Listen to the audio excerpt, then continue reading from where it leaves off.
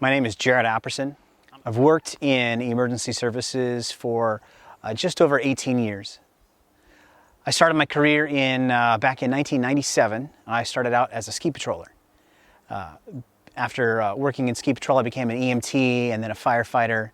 Went on to become a paramedic, and ultimately went on to become a flight paramedic. Finished.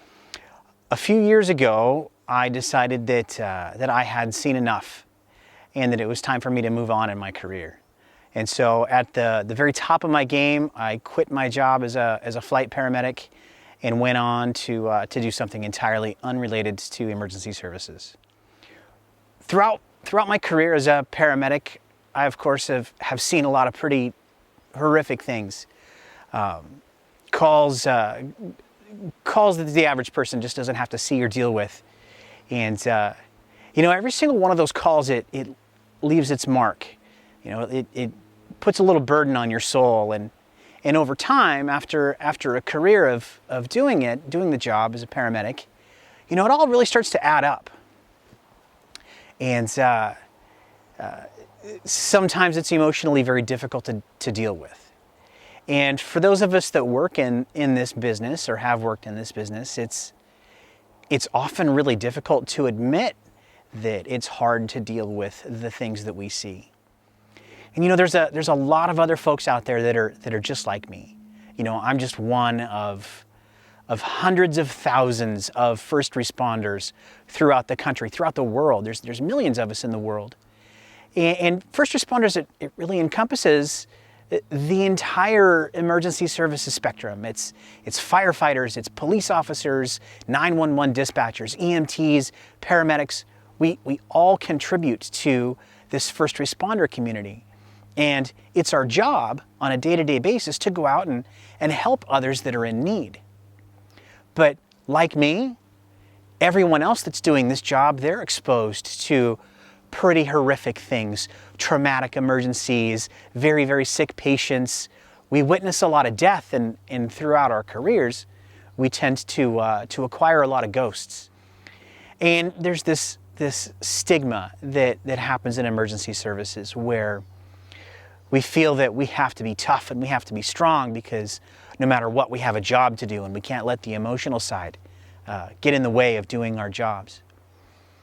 But the truth of the matter is that we're all just people. And we're all just people that are doing a job, and all the things that we see, they hurt a little bit. They get tiresome after a long time, and it's really not uncommon for folks that work in this business to become jaded and bitter and burn out after a while. Sometimes that burnout syndrome can lead to worse things. Folks can sink into depression and turn to substances, addiction, alcoholism. To be honest, there's not a whole lot of support available out there for us. Most of the time, people think of PTSD as being something that's related to the military, but we go into battle every day as well. It's just a different kind of battle. And so, recognizing that there isn't a lot of support for first responders that are dealing with the signs and symptoms of PTSD, I wanted to provide some help and support. So I have founded a nonprofit organization, and its sole mission is to help provide support for first responders that are dealing with post-traumatic stress or PTSD. Counseling really isn't the best option for everyone. For some, it works fantastically, but for others, it's not a solution at all. It's really hard to sit down and talk about calls to someone who really doesn't understand what it is that we do or what we've seen. There's just no relatability. What I want to do is help communities establish a peer support program. And in order to do that, I'm going to need some help. Obviously, this is something that can't be undertaken alone. And that's what we do in the first responder community, is we help others. Helping our care providers, our first responders, is just going to translate to helping out a better community. So that's what I'm asking you to do today, is I'm asking for your help in helping me organize and set up the training that's required to create these peer counseling programs. The more people that know that first responders deal with PTSD, the better, the more help that we're going to have, the more support that we're going to have as a community.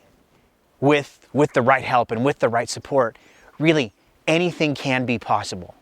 I really appreciate anything that you can offer, any amount of support that can go towards helping our project become successful and helping this nonprofit organization become successful. Thank you so very much for listening.